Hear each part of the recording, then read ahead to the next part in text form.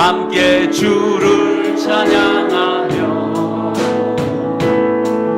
하나님의 사랑 그 아들 주셨네.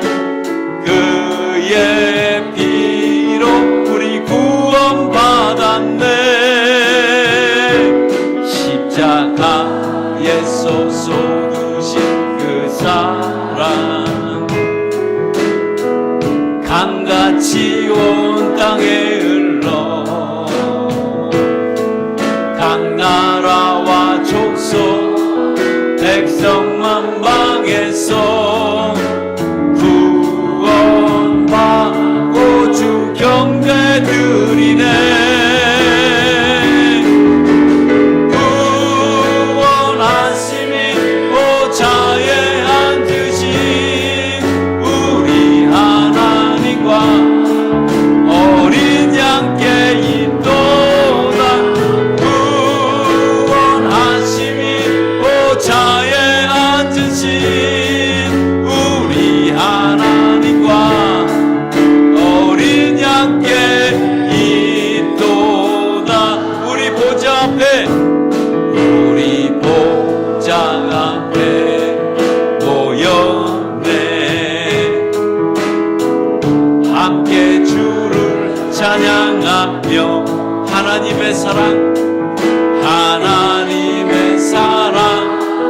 그 아들 주셔 그의 피로 우리 구원받았네. 십자가에서 쏟으신 그 사 강같이 온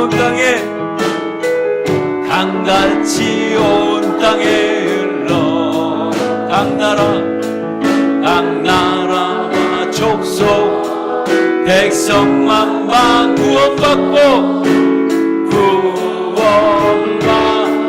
주 경배 드리네. 구원하심이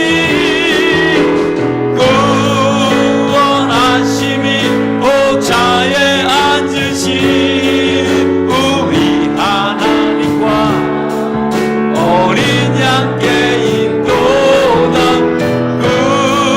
구원하심이 보좌에 앉으신 우리 하나님과 어린 양께 있도다. 구원하심이 보좌에 앉으신 우리 하나님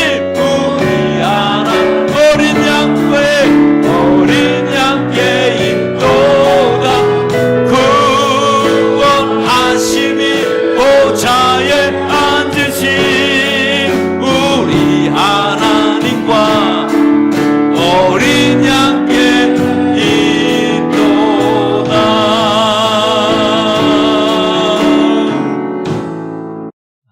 우리가 너무나 잘 아는 하늘에 날아다니는 새들은 다 날개가 한 개가 있는 게 아니라 두 개가 있습니다.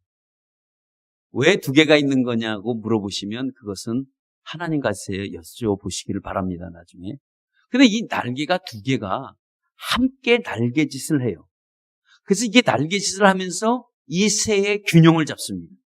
그래서 이 새 두 날개가 이 균형을 유지하고 비상하기도 하고 야강하기도 하고, 그래서 새가 하창공을 자유롭게 날아다닐 수 있는 것은 오직 두 날개가 존재하기 때문에 그렇습니다. 근데 이 날개가 두 날개가 있지만 서로 각자가 나는 가기 싫어, 나는 가기 좋아, 두 날개가 방향을 안 맞춘다고 한다면 결국 새는 추락하게 되어 있습니다. 그러니까 더 이상 날아갈 수 없는 거죠. 그러니까 새는 두 날개가 같은 방향으로 같이 호흡과 보조를 맞출 때 가고 싶은 곳, 날아가고 싶은 곳, 앉고 싶은 곳, 다 이착륙이 가능하다는 것입니다. 그렇다고 한다면 우리가 하늘 아래 사는 우리의 모습을 한번 보면 우리도 마찬가지입니다. 우리에게는 날개는 없지만 우리는 이 땅에 살아갈 때 분명하게 보조를 맞추면서 우리도 나가야 우리가 됩니다. 그것은 이 세상에서는 굉장히 험악한 세상일 수 있습니다. 살기가 어려운 경쟁 시대 속에서 얼마나 피 터지게 싸움을 겪는 이 세상인지도 모릅니다. 이 세상에서 우리가 날개를 필 수 있다는 것이 있다면 그것이 바로 신앙의 날개라고 합니다. 우리는 신앙의 날개를 쫙 펼칠 때 비로소 우리의 자신의 가지고 있는 아이덴티티, 이런 우리의 자아의 모습을 제대로 우리가 갖춰 나갈 수가 있습니다. 그러면 우리의 신앙의 날개는 무엇으로 필 거냐라고 할 때 그것은 바로 다른 게 아닙니다. 우리는 말씀과 기도와 전도의 날개를 필 줄 믿습니다. 예배와 전도의 날개를 우리가 피고 나갈 때, 우리가 세상을 향해서 날아갈 때 어느 누구도 막을 자가 없고 어느 누구도 그 날개를 우리를 빼앗을 자가 여러분 없습니다. 오늘도 우리가 신앙의 날개를 누구와 함께 보조를 맞춰야 되느냐? 혼자 사는 게 아니라 주님과 함께 보조를 맞추며 살아가는 저와 여러분 되시기를 바랍니다. 신앙의 날개라고 했을 때는 주님을 의지하지 않고 날개를 피면 여러분 추락하기 쉽습니다. 그러나 우리가 주님을 함께 모시고 우리가 날개를 피는 순간에 우리 주님이 우리에게 날개를 달아주셔서 우리에게 큰 은혜와 축복이 임할 줄 믿습니다. 그렇다고 한다면 오늘도 우리 신앙에도 날개가 있지만 사실 우리 가정에도 날개가 있어야 합니다. 가정의 날개는 무엇으로 우리가 있어야 할까요? 우리는 이 5월달에 맞이해서 가정에도 날개가 있어야 되는데 가정의 날개는 다른 게 아니라 관심과 관용이라는 날개를 가지고 우린 가정을 이끌어 나가요. 우리의 가정은 하나가 되려고 한다면 우리에게는 조건이 있는데 그것이 바로 관용과 관심입니다. 가족과 가족끼리의 관심이 없어져 버리면 이미 가족은 금이 가기 시작합니다. 관용은 뭘까요? 베풀고 이해와 용서에 다 포함이 되어 있습니다. 이런 것들이 두 날개로 가정에 피고 나갈 때 그 가정이 비로소 든든한 가정, 그 가정이 행복한 가정, 그 가정이 건강한 가정이라고 얘기합니다. 그러니까 가정에는 뭐가 필요할까요? 두 날개를 튼튼하게 키워놔야 되는 거예요. 가정에 이 두 날개를 키워놓지 않으면 뭐로요? 튼튼하게, 건강하게 만들어 놓지 않으면 두 날개가 만들어 놓지 않을 때 우리의 가정에 비바람이나 세찬 바람이 몰아칠 때는 두 날개를 피고 비상을 해야 되는데 비상할 수가 없습니다. 왜냐? 날개를 든든하게 해놓지 못해서 그렇습니다. 부부라는 건 뭘까요? 부부는 두 날개를 갖고 등에다가 자식들을 업고 가족을 업고 날아갈 수 있어야 합니다. 그러니까 두 날개가 이게 든든해야 되고 건강해야 됩니다. 이런 두 날개가 든든하고 건강할 때에 비로소 우리의 가정이 건강한 가정이 되고 든든한 가정이 될 줄 믿습니다. 그러나 우리 가정을 우리가 도외시해버리고 우리 가정을 나 혼자 살아가는 것이 아닌데 가족은 함께 어울려 살아가는 이 가정 속에서 나 혼자 이기적으로만 살아간다고 한다면 이 날개는 부실할 수밖에 없습니다. 이 날개는 든든해질 수가 없습니다. 그러면 세찬 비바람이 몰아칠 때 가정은 여지없이 무너지게 되어 있습니다. 그러면 가정이 무너진다는 것은 무엇을 의미할까요? 우리에겐 너무나 쓰라린 고통입니다. 우리에겐 정말 견디기 어려운 힘든 문제가 가정에 문제가 있을 때 가장 힘들어지기도 합니다. 여러분, 그래서 부부는 오늘 분명하게 오늘 우리에게 성경에서 말씀해 주고 있는데 남편들아 어떻게 해요? 아내를 사랑하기를 무엇같이 사랑해라? 교회를 사랑하듯이 사랑해라. 아내들이여 남편에게 하되 뭘 어떻게 하라고요? 복종해라 얘기하고 있습니다. 오늘 우리가 가정에 두 날개를 우리가 부부간에 두 날개가 있다고 한다면 가정에는 두 날개가 관용과 그리고 우리가 관심이라고 한다면 부부의 두 날개는 다른 게 아니라 부부의 두 날개는 바로 순종과 사랑이 이 두 날개를 가져요. 부부가 여러분 함께 하나가 될 수가 있다는 겁니다. 남편이랑 아내랑 아침에 일어났는데 사소한 일로 말다툼을 벌였습니다. 근데 처음에 시작할 땐 사소하게 말다툼이 벌어지지만 나중에는 상당하게 심해질 때가 있습니다. 그래서 이제 부부가 아침에 출근하기 전에 한바탕을 전쟁을 치렀습니다. 전쟁이라고 하는 것이 표현이 아마 맞을란지 모르겠네요. 그러나 하여튼 한바탕 치르고 나니까 남편이 출근을 했습니다. 출근하고 있지만 마음이 편합니까? 안 편합니까? 편하지 않죠. 혹시 여기 편하다는 사람들은 조금 한번 다시 한번 생각해 보시길 바랍니다. 마음이 불편해요. 아주 불편합니다. 그러면 아내는 좋을까요? 그거는 모르겠어요. 제가 여자가 아니니까. 예. 그렇지만 남편들은 불편해요. 예. 여성분들은 어떨지 몰라도. 그러면 그래서 이제 이렇게 있다가 남편이 이제 저녁에 그래도 남자가 좀 나니까 일찍 퇴근해서 일찍 들어왔습니다. 그래서 들어왔는데 그날이 수요일 저녁이었습니다. 그래서 남편이 아내에게 먼저 손을 내밀었습니다. 근데 먼저 손 내미는 것은 남편들이 먼저 손을 내밀어요. 그죠? 그래서 손을 내밀고 우리가 먼저 교회 가자라고 했습니다. 오늘 수요일이니까 수요 저녁 예배 가자라고 했는데 부인이 거절했습니다. 뭐 이런 상태에서 무슨 예배를 드려? 라고 했습니다. 그래서 남편이 혼자서 가서 수요 예배를 드렸습니다. 근데 갔다 왔는데 예배를 갔다 왔는데 남편이 달라지기 시작한 거예요. 갑자기 오더니 설거지도 막 하고요. 방도 치우고요. 거실도 정리하고 집을 깨끗하게 해놓는 거예요. 여인이 부인이 보니까 우리 남편이 달라졌는데 이게 뭐가 달라졌냐 이거죠. 왜 이렇게 달라졌을까? 라고 궁금했습니다. 아침에 부인이 일어났는데 남편이 밥을 쫙 차려놨어요. 반찬까지 해놨어요. 그래서 부인 드시지요? 그러는 거예요. 부인이 생각할 때, 아내가 생각할 때, 야, 이거 진짜 달라졌다. 그래서 왜 달라졌을까 하고 곰곰이 생각해 보니까 남편이 어제 저녁에 예배를 갔다 온 뒤로 달라졌다는 거예요. 그러면 목사님에게 무슨 말을 들었구나. 야, 무슨 말을 들었을까? 그래갖고 남편이 출근하자마자 목사님이 좀 쉬어야 되는데 득달같이 교회로 달려왔어요. 그래서 얘기했습니다. 목사님, 도대체 어젯밤에 수요 설교를 뭐라고 하셨길래 우리 남편이 저렇게 달라질 수 있습니까? 혹시 아내를 사랑하라고 했나요? 라고 물어봤어요.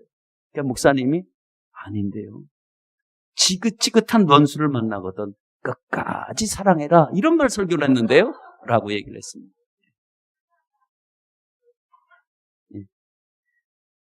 그러니까 오늘 우리가 소개하고 있는 게 이렇게 먼저 얘기합니다. 아내들이여 남편에게 순종해라 라고 얘기를 합니다. 근데 이 성경이 오늘 분명히 아내들에게 남편에게 순종해라, 오늘 여기 보면 복종해라 라고 나오는데 이 말을 들은 부인들은, 이 말을 들은 여집사님들, 또 특별히 여성분들은 반란이 일어난다는 거예요. 왜 우리가 남편에게 순종해야 되냐 이거예요. 무슨 우리가, 그러니까 이 남편에게 순종해라 라고 말을 하면 여인들은 어떻게 받아들이냐면 우리가 무슨 하인이야? 이렇게 생각을 한단 말이에요. 근데 그게 아니에요. 우리는 그렇게 여성분들에게 남편에게 순종하십시오. 아니 순종할 게 있어야 순종하지. 뭐 다 순종하고 있어요 라고 하는데 정말 그런가 하고 물어보고 싶어요. 근데 여성분들에게 순종하라고 한다면 이 말을 받아들일 때 어떻게 받아들이냐, 마치 굴종하는 것처럼, 마치 나는 다 돈 나은데 왜 이 부족한 남편에게 내가 이렇게 순종해야 되느냐, 그리고 남편이 다 틀렸지 않느냐라고 얘기를 하고 그래도 순종하라고 한다면 어떤 느낌을 받냐면 마치 하대받는, 그러니까 남편으로부터 인격적으로 마치 무시를 당한다 이렇게 생각해서 순종을 안 하려고 하시는 분들이 우리 교회는 없겠지만 다른 데는 그런 데가 참 많이 있어요. 근데 여러분 이 말에 대해서 어떻게 생각하십니까? 정말 남편들에게 순종해라, 복종해라 하는 이 말을 과연 우리 여성분들은 어떻게 받아들일지 한번 생각해 보시길 바랍니다. 근데 받아들이기를 그렇게 받아들이는 분이 참 많이 있습니다. 물어보면 아니 왜 이렇게 남편에게 복종해야 되죠? 라고 따지고 묻는 사람들도 많이 있습니다. 그 나름대로의 이유는 있습니다. 어떤 이유가 있을까? 그것은 우리가 첫째적으로 문화적인 배경을 한번 보자고요. 우리나라에서는 여인과 남성을 우리가 구분을 했을 때 우리의 문화는, 지금까지 내려왔던 그 문화는 여성이 정말 무시를 당했습니다. 예? 남자는 안방에서 다 거대하게 상해에서 식사를 하면 여인들은 부엌에서 식사를 했습니다. 안방에 들어서 같이 식사를 못했다고 했습니다. 뭐 우리 가정은 그런 일이 없었지만 하여튼 그 옛날에는 그렇게 내려왔어요.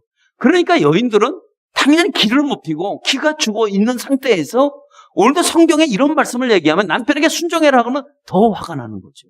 예. 그러면 도대체 어디까지 순종을 해야 되느냐라고 얘기를 합니다.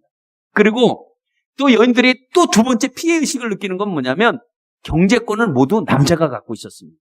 남자가 갖고 경제권을 갖고 있다 보니까 여성들은 어쩔 수 없이 남편에게 그냥 이래 마음에도 없는 순종을 해야 되니까 어쩔 수 없이 하라고 그러던 이러던 저러던 억눌리고 살았어요. 왜? 경제권이 내가 없다 보니까. 그러다 보니까 그냥 남편이 뭐라 그래도 참고 이해하고 끝까지 살려고 하는 그런 것들이 있었기 때문에 오늘도 이 남편에게 순종해라 이 말을 쉽게 받아들이지 여러분 못하는 거예요.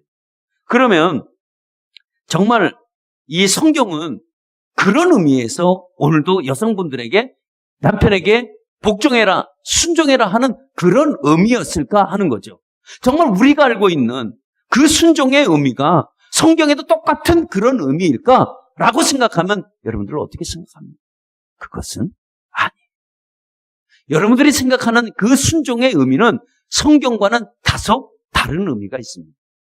하나님이 우리 가정을 위해서 남편들에게 그 또 아내들에게 순종하고 사랑하라는 그 의미는 정말 다른 의미에 포함이 되어 있습니다. 왜 남편들에게 그 순종해라 그런 의미는 우리가 먼저 한번 보자고요. 하나님이 남성을 먼저 만드시고 그 다음에 여성을 나중에 만들었습니다.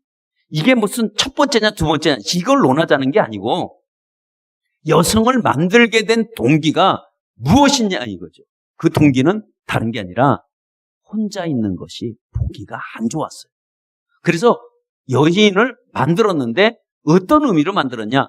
돕는 배필로 만들었습니다. 돕는 배필. 그러니까 여성분들은 돕는 배필이에요. 우리가 그거를 잊어서는 안 됩니다.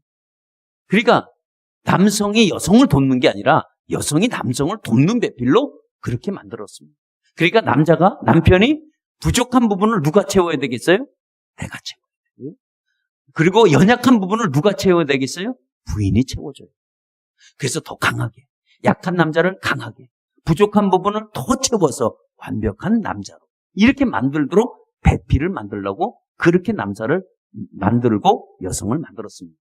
그런데 그러고 나서 돕는 배필로 만들어 놓고 순종해라 하는 것은 야, 너가 돕는 배필로 만들었으니까 무조건 순종해. 그런 의미가 아니라 남자는 어떤 성경적인 의미냐? 책임자의 의미예요. 다시 말하면 부부지간에 하나님이 잘못을 따지고 물을 때 아내들한테 하나님이 왜 그렇게 했느냐고 따지는 게 아니라 남편에게 책임을 묻는 거예요. 그럼 우리 가정에 잘못되어 있다고 한다면 하나님 앞에 내가 섰을 때 부인에게 잘못을 추궁하는 게 아니라 하나님은 내게 잘못을 추궁해요. 그러니까 남편은 누구예요? 책임자예요. 가정의 책임자로서 책임을 묻는 겁니다. 왜 그런가? 우리가 아담과 하와가 선악과 나무를 먹었습니다. 그때 먹었을 때 누가 먼저 열매를 먹었죠? 분명히 우리는 아는 것은 여인이 먼저, 하와가 먼저 이 사과를 먹었습니다. 선악과의 나무를 먹었는데 그때 하나님이 물어볼 때 책임을 어떻게 물어봤냐면 성경의 로마서에서는 아담으로부터 죄가 들어왔다고 그래요. 실질적으로는 여인으로부터 죄가 들어왔다 이렇게 말을 해야 되는데 남성은 아담으로부터 죄가 들어왔으니 이 말을 합니다. 이게 누구에게 책임이에요? 이게 하나님은 남자에게 책임을 묻는 거예요. 그러면 적어도 우리 가정과 여러분의 가정에 책임을 물을 때는 누구에게 묻느냐? 여러분 남편에게 묻고 남자에게 여러분 묻습니다. 그러면 책임자가 이것을 물었을 때는 누가 이걸 감당해야 되느냐? 바로 남편이 여러분 감당해야 합니다. 그래서 그러면 부인은 무조건 순종해야 되느냐? 아닙니다. 부부는 둘이 함께 의견이 충돌이 되고 의견이 맞을지 않을 때 내 말이 맞고 내 말이 틀리고 이렇게 하는 게 아니라 일단은 내가 틀리다고 할지라도 남편이 잘못됐다고 할지라도 그 의견을 분명히 부인은 남편에게 의견을 제시해 놓고 그래도 남편이 팍팍팍 우기거든 그래도 못 이긴 척하고 남편 뜻을 쫓아가 주어라 라고 하는 의미에 포함이 되어 있습니다. 마치 무슨 순종한다 그래서 하인처럼 순종하라는 그런 의미가 아니라 의견과 뜻이 맞지 않을 때는 누구의 뜻을 쫓아가라? 남편의 뜻을 쫓아가라 라고 얘기하고 있습니다. 물론 아내들에게 이런 얘기하면 자존심이 상한다고도 얘기합니다. 억울해한다고도 얘기합니다. 그러나 사실 우리 남성과 여성의 역할을 보면 여러분 어떤 역할이 더 어렵고 힘들까요? 두 분이 다 똑같습니다. 누가 더 힘들고 누가 더 안 힘들고 그런 게 없습니다. 그러나 성경은 남편의 기준을 뭐로 보냐면 죽게 하듯 하라라고 얘기합니다. 그러면 기준이 어디에 기준이 와 있는지 아시겠죠? 아무튼 예수를 믿던 예수를 믿지 않던 많은 가정을 한번 보시길 바랍니다. 많은 가정이 어떤 가정이 됐던 특별히 예수를 믿었던 가정이나 예수를 믿지 않는 가정에서 보면 가정에서 불화가 일어나고 가정에서 다툼이 일어나고 가정이 힘들어지는 그 원인을 다 분석해 보면 첫째로는 부인이 남자에게 순종하지 않았던 것과 두 번째는 남편이 아내에게 자기 몸을 사랑하듯이 사랑하지 않았기 때문에 오는 하나의 결과이기도 합니다. 이 결과를 우리에게 오늘도 지침서로 주신 거예요. 가정에 우리가 어떻게 이것을 행동할 것인지 행동의 지침서를 구체적으로 소개했는데 그 구체적인 소개하는 방법이 여성은 남성에게 순종해야 하고 남성은 여성에게 사랑을 하라는 거예요. 이것만 완벽하게 조화가 이루어지고 하나가 되면 이 가정이 가장 퍼펙트한 가정입니다. 이런 가정이 좋은 가정입니다. 이런 가정이 행복한 가정으로 만들어갈 수 있습니다. 이렇게 되지 않으면 안 돼요. 그러니까 우리가 그 행복의 원료가 있는데 하나님은 우리에게 다 행복의 원료를 주셨어요. 그러니까 행복의 소스를 줬는데 그 행복의 원료는 무엇인가? 그것이 바로 일단은 우리들에게는 예수 그리스도의 십자가를 우리에게 주신 거예요. 이게 행복의 원료입니다. 세상에 아무리 행복하다고 그래도요, 예수가 없는 행복은 행복이라고 하지 않습니다. 한번 여러분 세상에서 행복의 정의를 내린 사람이 어디에 있습니까? 행복의 정의는 다 누구에게 있다고 그래요? 본인에게 있다고 얘기를 하고 있습니다. 이게 맞는 거예요. 많은 철학자들이 행복이 어디 있을까 하고 많이 이것도 저것도 해봤지만 결국 철학자가 찾은 답은 어떤 겁니까? 우리 마음에 있다라고 얘기합니다. 그러나 성경은 우리 행복은 다른 데 있지 않냐고 행복은 예수 안에 있다고 얘기합니다. 그러나 여러분 세상의 행복을 한번 생각해 보세요. 우리가 행복한 가정은 많은 소유와 그리고 이 소유와 그리고 만약에 누림에 대해서 행복을 조건을 따집니다. 그러니까 행복은 많이 소유했느냐 많이 누렸느냐 이걸로 행복의 정의를 내리는데 정말 많이 한번 소유해보고 많이 한번 누려봤더니 과연 행복한가라고 질문을 해보면 아닙니다 라고 답을 하는 경우가 많이 있습니다. 그러니까 행복의 기준은 물질과 소유의 개념이 아니라는 거예요. 그러면 어디에 있나? 물질과 소유의 개념이 아니라고 한다면 여러분 그것이 바로 예수를 우리가 소유합니다. 우리가 물질이 비록 없어도 우리가 많이 가지진 못해도 많이 가진 자보다 못 가진 자가 예수를 모시고 안에 있다면 행복하다고 얘기할 수 있다는 거예요. 그러면 우리가 행복할 수 있는 가정이 첫 번째 원리가 우리가 찾아야 되는 것은 그것은 바로 예수 안에 있는 가정이 여러분 행복한 가정이 될 수 있다는 겁니다. 그러면 우리 가정이 하나가 되려면 어떻게 됩니까? 여러분 남편과 아내와 하나가 되고 가족과 부모와 하나가 되려면 어떻게 될까요?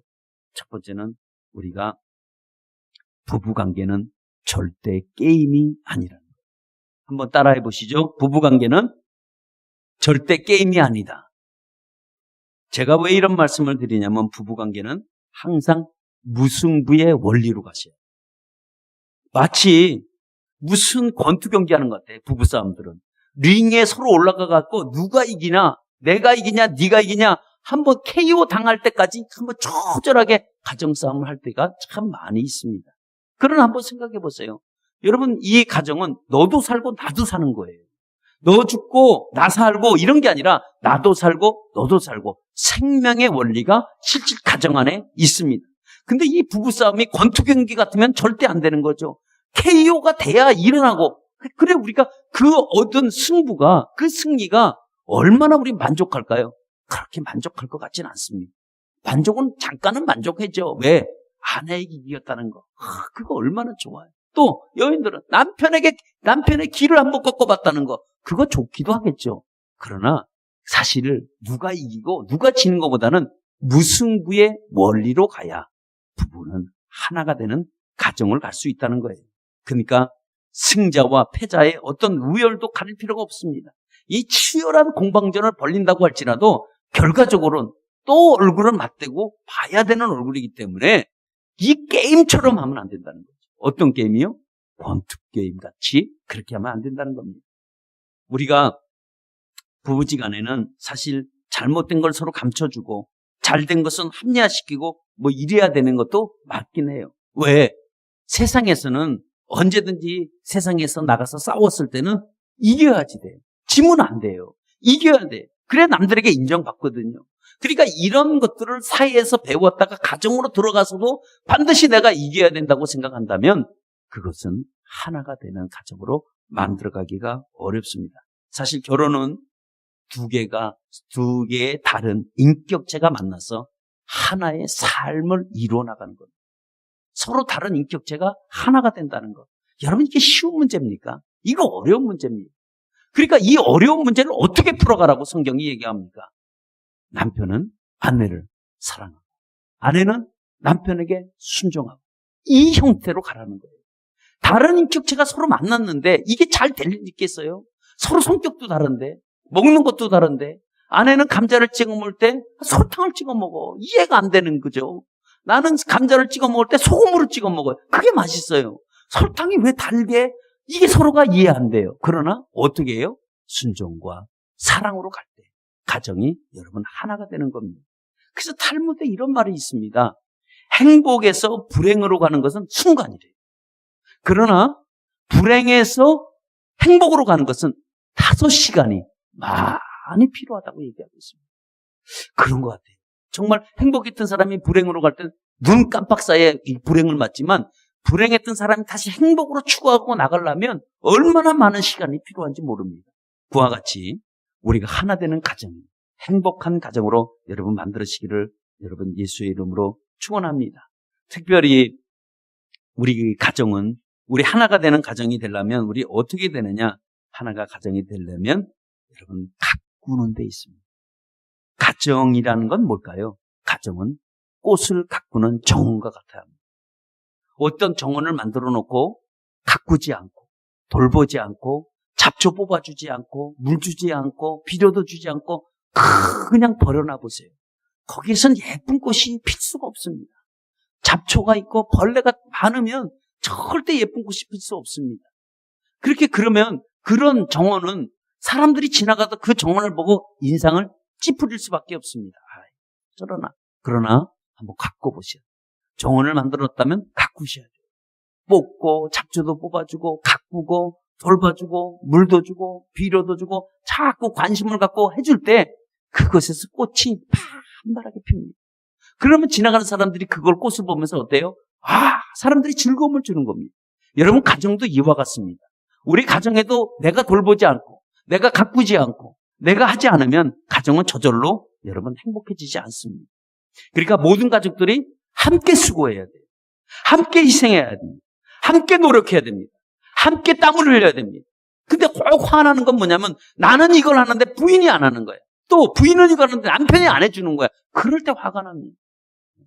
예를 들어서 나는 열심히 일을 하는데 남편도 열심히 좀 일을 해줘야 돼. 그래야 같이 보조를 맞춰 갈 수 있을 텐데 남편은 열심히 하는데 아내는 열심히 안 해주는 거예요. 그러면 어떻게 될까요? 남편에게 오는 그 짜증이 오는 거죠. 그러면 이게 벌써 이제 균형이 가기 시작합니다. 그러나 보조를 맞춰주겠다고 생각을 해보세요. 같이 수고하고 같이 노력하고 같이 땀 흘려야 돼요. 이런 희생의 결과가 여러분 하나가 되는 과정을 만들어가는 겁니다. 그러니까 함께 수고해줘야 돼요. 함께 땀을 흘려야 돼요. 함께 희생해줘야 돼요. 특히 가정에 내가 먼저 이 가정을 위해서 내가 뭘 헌신해야 되고 내가 어떤 땀을 흘려야 되며 내가 어떤 수고를 내가 가정을 위해서 해야 될까 하고 여러분 생각하셔야 됩니다. 이거 없이 그냥 가정에 들어가서 덜레덜레 들어가서 그냥 있고 그냥 잠만 자고 밥만 먹고 나오는 게 가정이 아닙니다. 가정에서는 내 땀이 있어야 돼요. 내 수고가 있어야 됩니다. 나의 헌신이 적어도 있어줘야 돼. 가정 안에서. 그래야 가정이 뭔가 하나가 되는 가정으로 우리가 나갈 수가 있습니다. 그러나 나 혼자만 생각하고 나의 이기적만 생각하면 가정은 점점 벌어지기 시작합니다. 그래서 이런 가정들을 서로 노력해야 돼요. 그러니까 부부가 행복하려면, 가정이 행복하려면 함께 가정을 가꾸어 나가시길 바랍니다. 꼭 상대방이 원하지 말고 내가 먼저 하시면 돼요. 내가 먼저. 꼭 뭐 누가 했다? 아닙니다. 내가 뭘 할 것인가? 내가 어떤 노력을 하면 좋을까? 내가 오늘 가정에 내가 무엇을 좀 하면 좋을까? 내가 이렇게 하면 우리 가정이 좀 행복해지지 않을까? 이런 생각을 좀 하셔서 그 가정에 내가 헌신할 때 정말 여러분의 가정이 복된 가정이 될 줄 믿습니다. 왜 이래야 될까요? 가정이 우리에게는 소중하기 때문에. 가정이 뭐하다고요? 우리에겐 소중합니다. 많은 사람들은 가장 소중한 걸 잊고 살아갈 때가 많이 있습니다. 그러나 잊고 살아가고 나서 나중에 깨달았을 때 그때는 후회하는 거예요. 늦는 겁니다. 내가 젊을 때 내가 부인을 조금 사랑하지 못했다. 내가 왜 젊었을 때 왜 남편에게 잘해주지 못했을까? 여러분, 때늦은 후회하지 마시고 있을 때 잘하시길 바랍니다. 있을 때. 왜냐하면 우리가 가정의 소중함이 우리에게 얼마나 중요한지 몰라요. 근데요, 꼭 이런 사람이 있습니다. 우리 가운데 그런 사람이 없는데 이런 사람이 있는데 어떤 사람이 있는지 아세요? 밖에 나가면 기가 막히게 잘해. 가정에 들어오면 안 해. 참 신기하죠? 가족들의 생일은 잘 몰라. 근데 얼마나 마당발인지 모든 주변의 사람 생일은 또 다 알아. 그 다 챙겨줘, 그 사람들을. 돌아다니면서, 응? 아니, 오늘 어디가, 누구누구 생일이었잖아. 자기 가족들은 생일을 몰라. 그리고 남에게는 왜 이렇게 잘해주는데, 아니, 정작 본인은 가정에 와서 잘 안 해요. 예? 아니, 남들은 출세를 길을 열어줘. 근데 가족들의 출세는 막아, 오히려. 아니, 가정의 밖에서는 돈을 100만 원, 200만 원 쓰기 안 아까워. 근데 가정에서 50만 원 내는 건 부들부들 떨면서 내놓는 사람이 있어요. 여러분, 이러면 안 돼요. 근데 그런 사람이 있어요. 한번 여러분 곰곰이 생각해. 주변에 그런 사람들이 꼭 한두 사람은 있을 거예요. 야, 저 사람은 어떻게 밖에 나가면 저렇게 잘하냐. 근데 왜 집안에 들어서는 안 하냐. 이런 사람이 있습니다. 근데 그런 사람에게 물어봤습니다. 누구냐고 묻지 마시고 물어봤어요. 그랬더니 하는 얘기는 한마디 이거였었습니다. 가족이니까 다 이해할 줄 알았어요. 라는 거예요. 가족이요? 이해도 안 합니다.